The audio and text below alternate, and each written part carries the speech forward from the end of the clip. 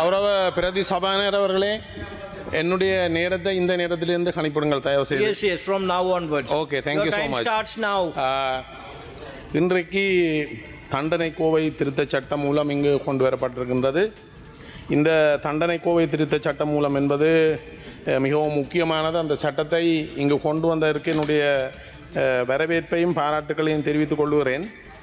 இந்த தண்டனை கோவை சட்டத்திலே புதிதாக உள்வாங்கப்பட்ட இந்த பிள்ளைகள் தொடர்பான சரீர தண்டனை, அதே போல் பிள்ளைகள் தொடர்பான உடல் ரீதி அல்லாத தண்டனை தொடர்பான உள்வாங்கல்கள் எங்களுடைய நாட்டை பொறுத்தவரையிலே மிகவும் முக்கியமானவை.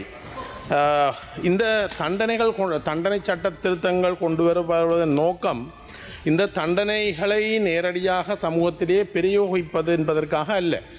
ஒரு ஆரோக்கியமான சமுதாயத்தை முன்னோக்கி கொண்டு செல்வதற்கான வழிகாட்டுதல்களை வழங்குவதற்காக இந்த தண்டனை கோவை இந்த இவ்வாறான சட்டங்கள் இங்கு கொண்டு வரப்படுகிறது. அந்த வகையிலே எங்களுடைய சமூகத்தை ஆரோக்கியமாக கொண்டு செல்வதற்கான முழு பொறுப்பும் இந்த பாராளுமன்றத்துக்கு இருக்கின்றது.